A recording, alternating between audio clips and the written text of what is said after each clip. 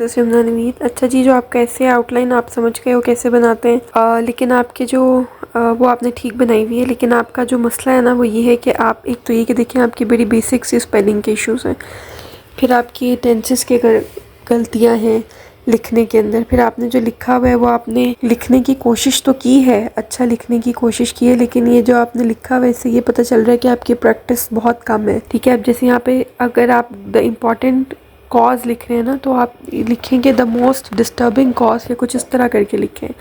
Cause important तो नहीं ना होगी, तो ये आपका शो हो रहा है कि आपने इसके ऊपर जो है ना वो अच्छी तरह रीड नहीं किया।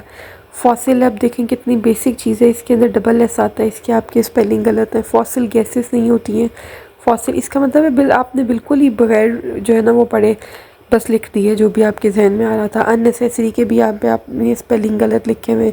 पॉल्यूट्स होता है, यहाँ पे आपकी ग्रामेटिकल इश्यूज़ भी हैं, आपको इंग्लिश के ऊपर भी काम करने की ज़रूरत है।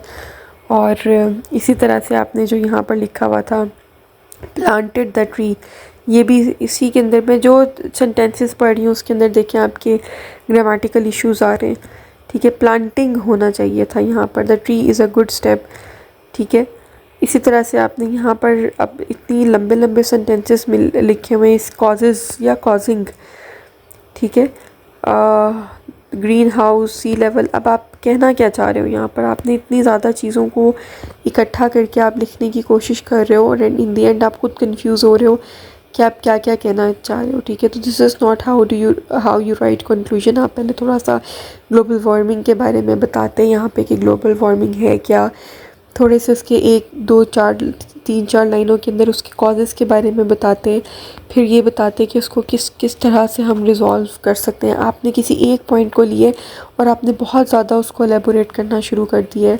ठीक है, आप पकड़ो कि जी ग्लोबल वार्मिंग है वो इस वजह से हो रही है और ये स्टेप्स हमने ऑलरेडी लिए हैं और इन स्टेप्स को लेकर जो है ना वो हम लोग ग्लोबल वार्मिंग के प्रोसेस से जो है वो फ़ाइट कर सकते हैं। ठीक है, तो इसी तरह से आपने जो लिखा हुआ है इसके अंदर कोई कोहेरेंस भी नहीं है। आपको ग्रामर भी आप करना शुरू करें, साथ साथ टेंसेस आपके बहुत ज़्यादा वीक हैं, अपने टेंसेस के ऊपर काम करें और अपनी रीडिंग को जो है ना वो बढ़ाएं। ख़ास तौर पे जब आप कोई टॉपिक लिखते हैं तो उस टॉपिक के ऊपर जो है ना वो पहले अच्छी तरह से आप रीड करें, मटेरियल को, डाटा कलेक्ट करें और देन जो है ना वो उसके ऊपर लिखना स्टार्ट करें और कीप प्रैक्टिसिंग और ज़्यादा से ज़्यादा लिखें क्योंकि आपके भी काफ़ी इश्यूज़